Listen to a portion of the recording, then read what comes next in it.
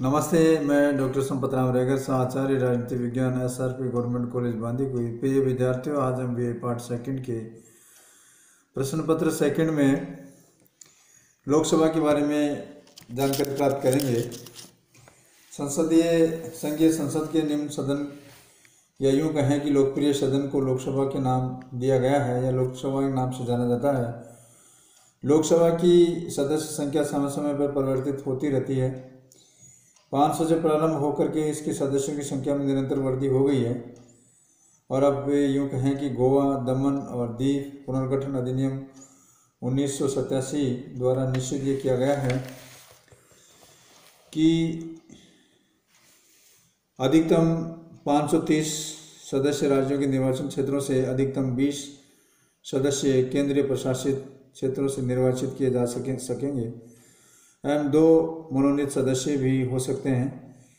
इस प्रकार से लोकसभा की अधिकतम संख्या 530 + 20 + 2 यानी 552 हो सकती है। वर्तमान में इसकी सदस्य संख्या 530 + 13 + 2 यानी 545 है। भारतीय संविधान के अनुच्छेद 82 में ये व्यवस्था की गई है कि प्रत्येक जनगणना की उपरांत परिसीमन आयोग संसद के आदेशानुसार विभिन्न निर्वाचन क्षेत्रों के प्रतिनिधित्व में आवश्यकतानुसार परिवर्तन करेगा। निर्वाचन क्षेत्रों का परिसीमन निर्वाचन आयोग द्वारा देखरेख में संसद की अंतिम स्वीकृति के अधीन किया जाता है और इसी प्रकार से 1971 की जनगणना के आधार पर परिसीमन आयोग द्वारा अगले लोकसभा की सदस्य संख्याओं के संबंध में निर्णय लिए गए हैं। 42वें संवैधानिक संशोधन के अनुसार अनुच्छेद 82 में संशोधन करते हुए व्यवस्था की गई है कि लोकसभा और राज्य विधानसभाओं में निर्वाचन के क्षेत्र 2001 ईस्वी में वही रहेगी 1971 की जनगणना के आधार पर जो निर्धारित की गई थी। अब 84वें संविधान संशोधन संख्या 2026 यथावत रहने का निर्णय लिया गया है। इसकी संख्या यथावत रहते हुए भी राज्य के निर्वाचन क्षेत्रों का परिसीमन किया जा सकेगा। परिसीमांकन के आधार पर आरक्षित सीटों की संख्या में परिवर्तन हो सकता है। आरक्षित निर्वाचन क्षेत्र की सामान्य निर्वाचन क्षेत्र में, सामान्य निर्वाचन क्षेत्र को आरक्षित निर्वाचन क्षेत्र में बनाया जा सकता है। अब ये निश्चित किया गया है कि पुनर्सीमांकन 2001 की जनगणना पर यह आधारित होगा। संक्षेप में मैं जिन राज्यों को लोकसभा की सीट हैं उनको मैं बताना चाह रहा हूँ। उत्तर प्रदेश में 80 है, महाराष्ट्र में 48 है, मध्य प्रदेश में 29 है, कर्नाटक में 28 है, राजस्थान में 25 है और इसके साथ साथ ही केरल में 20 है, हरियाणा में 10 है, हिमाचल प्रदेश में 4 है, मणिपुर में 4 है, 2 हैं, पश्चिम बंगाल में 42 है, नागालैंड में 1 है, मिजोरम में 1 है, गोवा में 2 है, छत्तीसगढ़ में 11 है, झारखंड में 14 है, बिहार में 40 है, आंध्र प्रदेश में 25 है, तमिलनाडु में 39, गुजरात में 26, उड़ीसा में 21, असम में 14, जम्मू कश्मीर में 6, त्रिपुरा में 2, पंजाब में 13, मेघालय में 2, सिक्किम में 1, अरुणाचल प्रदेश में 2, उत्तराखंड में 5 और तेलंगाना में 17 सीटें हैं। उसी प्रकार से केंद्र शासित राज्यों में की बात करें तो दिल्ली में 7, चंडीगढ़ में 1, अंडमान में 1, लक्षद्वीप में 1, पांडिचेरी में 1, दादर तथा नागर हवेली में 1 और दमन द्वीप में 1। तो इस प्रकार से ये सीटें बांटी गई हैं। इन सीटों का विभाजन है। लोकसभा के सदस्यों का चुनाव प्रत्यक्ष रूप से जनता द्वारा होता है। लोकसभा का चुनाव, सदस्यों का चुनाव प्रत्यक्ष रूप से यानी जनता के द्वारा सीधा होता है। अब तक 21 वर्षों की आयु में व्यक्ति को वयस्क माना गया है। 21 वर्ष की उम्र प्राप्त करते ही व्यक्ति को वयस्क माना है। 1988-89 में भारतीय संविधान में किए गए 61वें संविधान संशोधन में अब 18 की आयु प्रति व्यक्ति वयस्क समझा गया है, यानी 3 साल कम कर दी गई है। उसे मताधिकार प्राप्त होगा और लोकसभा में सभी निर्वाचन क्षेत्रों में एकल सदस्य सिंगल मेंबर कॉन्स्टिट्यूएंसीज रखे गए हैं। ये निर्वाचन इस क्षेत्र में इस प्रकार से निर्धारण किए जाएंगे कि लोकसभा का एक सदस्य कम से कम 5 लाख जनसंख्या का प्रतिनिधित्व करें। इसके संबंध में अधिकतम सीमा बदलते हुए परिस्थितियों के अनुसार निर्धारित की जाती रहेगी। मूल संविधान में अनुसूचित जातियों और जनजातियों हेतु 10 वर्ष की अवधि के लिए स्थान सुरक्षित रखे थे, किंतु बाद में यह अवधि बढ़ा दी गई है। संविधान के 95वें संविधान संशोधन 2010 के अनुसार अब उनके लिए 25 जनवरी 2020 तक आरक्षित कर दिए गए हैं। संविधान के अनुच्छेद 81 में यह उल्लेख किया गया है कि प्रतिनिधित्व का अनुपात यथासंभव समस्त देश में समान रखने का प्रयत्न किया गया है, लेकिन यह बात उन राज्यों और संघीय क्षेत्रों में लागू नहीं होगी जिनकी संख्या 60 लाख से कम है। और इस प्रकार से अनुच्छेद 330 में अनुसूचित जातियों और जनजातियों के लिए स्थानों का आरक्षण रिजर्वेशन के संबंध में जो व्यवस्था की गई है वो नागालैंड पर लागू नहीं है, क्योंकि 1971 की जनगणना के अनुसार नागालैंड में 28.6% जनसंख्या जनजातीय क्षेत्रों से संबंधित थी। 31वें संविधान संशोधन के अनुसार यह अब आसानी से जन क्षेत्रों में मेघालय और अरुणाचल प्रदेश में मिजोरम के क्षेत्र में लागू नहीं होगी। निर्वाचित तथा सदस्यों की योग्यता। लोकसभा के चुनाव में सभी सदस्यों को मतदान देने का अधिकार होगा जो भारत का नागरिक है, जिसकी आयु 18 वर्ष है या इससे अधिक है, जो पागल और दिवालिया नहीं है और उन्हें संसद के कानूनों में किसी अपराधी, भ्रष्टाचार, केंद्र कानूनी, गैर कानूनी और व्यवहार के कारण मतदान से वंचित नहीं किया जाएगा। लोकसभा के सदस्य के लिए संविधान के अनुसार निम्नलिखित प्रकार की योग्यताएं होती हैं, जिसमें वह भारत का नागरिक हो, उसकी आयु 25 वर्ष की हो, इससे अधिक हो, भारत सरकार अथवा किसी अन्य राज्य के अंतर्गत कोई भी लाभ के पद पर न हो, वह किसी न्यायालय द्वारा दिवालिया ठहराया न गया हो, न पागल हो। इस योग्यता के अतिरिक्त अन्य योग्यताएं भी निर्धारित करने का अधिकार संविधान के संसद को दिया गया है।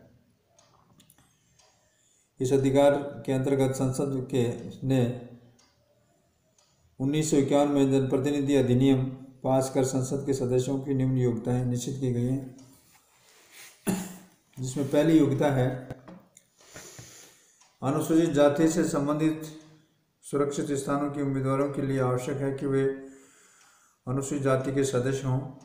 इस प्रकार से जनजाति के संबंधी स्थानों में सुरक्षित स्थानों के उम्मीदवारों के लिए आवश्यक है कि वे जनजाति के सदस्य हों। ये व्यक्ति समस्त भारतीय क्षेत्र में किसी भी स्थान में अनुसूचित जाति और जनजाति के सदस्य हो सकते हैं।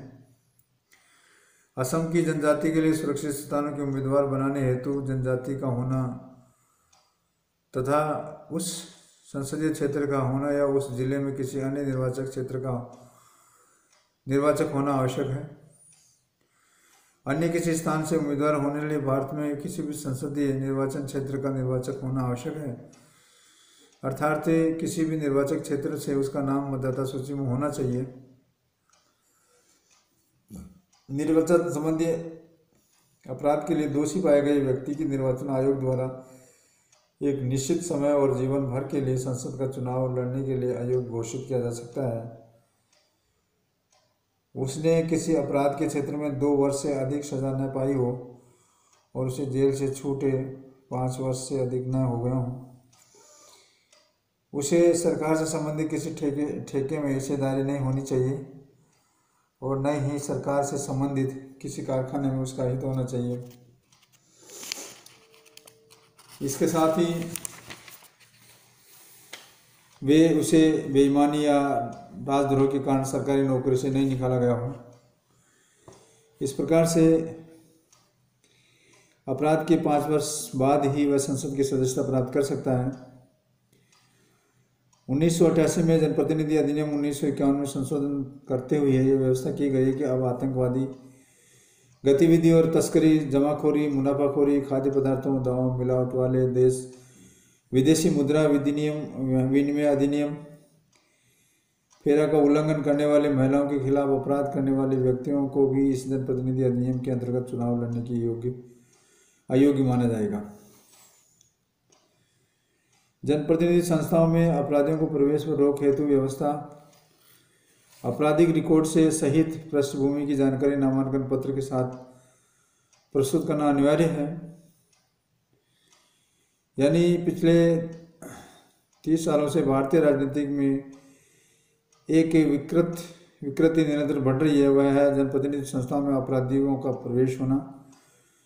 प्रबुद्ध वर्ग और जब इस बात की ओर से सर्वोच्च न्यायालय द्वारा ध्यान आकर्षित किया तो सर्वोच्च न्यायालय ने इस बात पर बल दिया कि संविधान का अनुच्छेद 19(1) जनता के उम्मीदवारों को आपराधिक पृष्ठभूमि, संपत्ति, दायित्व और शैक्षणिक योग्यताओं की संबंधित जानकारी हासिल करने का अधिकार होता है। अतः चुनाव आयोग ने 31 मार्च 2003 में निर्देश दिया गया था कि राज्यसभा और लोकसभा और विधानसभा और विधान परिषदों के नामांकन भरते समय उम्मीदवारों से शपथ पत्र निम्न विषय की जानकारी प्राप्त करनी होगी। क्या प्रत्याशी किसी आपराधिक मामले नामजद दोष मुक्ति बरी हुआ हो, हाँ, या उस पर दंड लगा हो, उसे कैद की सजा सुनाई गई हो, ये बात बताई गई है। उसके साथ ही नामांकन के 6 माह तक उस समय क्या प्रत्याशी 2 वर्ष तक इसे कैद योग्य किसी लंबित प्रकरण में आरोपी है या उसमें आरोप लगे जा चुके हैं, अदालत द्वारा संज्ञान लिया जा चुका है, यदि हाँ तो उसका विवरण दे। प्रत्याशी का पति या पत्नी आश्रितों के नाम चल रहे अचल संपत्ति का ब्यौरा दें। उत्तरदायित्व खास तौर पे यद्यपि किसी अन्य सार्वजनिक वित्तीय संस्थाओं और सरकार द्वारा कोई भी बकाया तो उसे उसका विवरण दे। प्रत्याशी की शैक्षणिक योग्यताओं के बारे में जानकारी देंगे। उसी प्रकार से अगला जो बिंदु है वो है कार्यकाल का। लोकसभा का कार्यकाल 5 वर्ष का है। प्रधानमंत्री के परामर्श के आधार पर राष्ट्रपति लोकसभा के समय से पूर्व भी भंग कर सकता है। ऐसा कब कब हुआ? ऐसा अब तक 9 बार हो चुका है, जिसमें 1970, 77, 79, नवंबर 84, नवंबर 89, मार्च 91, दिसंबर 97 और अप्रैल 99 तथा फरवरी 2003 में किया गया है। इस समय की घोषणा लागू होने पर संसद विधि लोकसभा के कार्यकाल में वृद्धि कर सकती थी, जो एक बार में 1 वर्ष से अधिक नहीं होगी। 1976 में लोकसभा का कार्यकाल 2 बार 1-1 वर्ष बढ़ाने के लिए बढ़ाया गया था। संसद सदस्यों के विशेष अधिकार। संसद सदस्य अपना कर्तव्य उचित रूप से कर सकेंगे, इसके लिए उन्होंने विशेष प्रकार के अधिकार दिए गए हैं। पहला अधिकार तो यह है कि संसद के नियमों एवं आदेशों का पालन करने के लिए सदस्यों को संसद में भाषण देने की स्वतंत्रता प्राप्त है। संसद और उसकी किसी सीमित कहीं कोई बात हो तो किसी भी मत के संबंध में वो विरुद्ध किसी न्यायालय में किसी प्रकार की कार्रवाई नहीं कर सकता है। दूसरा जो अधिकार है वो सदस्यों को बंदी न बनाने का अधिकार है। संसद का ये अधिवेशन प्रारंभ में होने पर 40 दिन पूर्व पश्चात कोई भी सदस्य बंदी नहीं बनाया जाएगा, किंतु फौजदारी विषय के संबंध में अपराधी के लिए उसे बंदी बनाया जा सकता है। सदस्यों की गिरफ्तारी की सूचना तुरंत ही अध्यक्ष को दी जाती है। अगला है संसद सदस्यों के वेतन भत्ते और पेंशन। इसके संबंध में संविधान का अनुच्छेद 106 में ये कहा गया कि संसद के प्रत्येक सदस्य ऐसे वेतन भत्ते प्राप्त देने का अधिकार है जो संसद समय समय पर निर्धारित करे। वेतन भत्तों के अतिरिक्त अन्य सुविधाएं भी प्राप्त होती हैं। समय समय पर उनके वेतन भत्तों का सुविधाओं में वृद्धि होती रहती है। संसद सदस्यों के लिए पेंशन और पारिवारिक पेंशन की व्यवस्था की गई है। प्रतिवर्ष 5 करोड़ रुपए की विकास कार्यों को सुझाव देने का अधिकार भी है। स्थानीय क्षेत्र में विकास की बातों को भी करता है। लोकसभा के पदाधिकारी और अध्यक्ष और उपाध्यक्ष। संविधान के अनुच्छेद 53 के अनुसार लोकसभा स्वयं अपने सदस्यों में से एक अध्यक्ष और एक उपाध्यक्ष का निर्वाचन करेगी। यदि अध्यक्ष और उपाध्यक्ष लोकसभा के सदस्य न रहे हों तो उन्हें अपना पद छोड़ना पड़ेगा।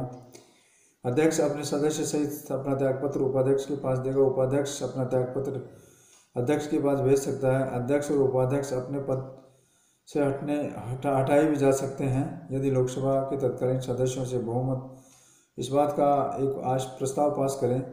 परंतु इस प्रकार का कोई प्रस्ताव लोकसभा में तभी पास हो सकता है जब इस प्रकार के प्रस्ताव को पेश करने के लिए कम से कम 14 दिन से पूर्व सूचना दी जा सकी गई हो। और हाँ, साथ में ये भी लोकसभा को भंग कर दिया है, तो अध्यक्ष और लोकसभा के को भंग करने के बाद भी नवीन लोकसभा की प्रथम बैठक के ठीक पहले अपने पद को खाली नहीं करेगा। अध्यक्ष के कार्य और शक्तियाँ। भारतीय लोकसभा के अध्यक्ष को वे अधिकार हैं जो ब्रिटिश सदन के स्पीकर को हैं। उसकी शक्तियों का विस्तार से संसदीय प्रक्रिया और कार्यों का संचालन नियम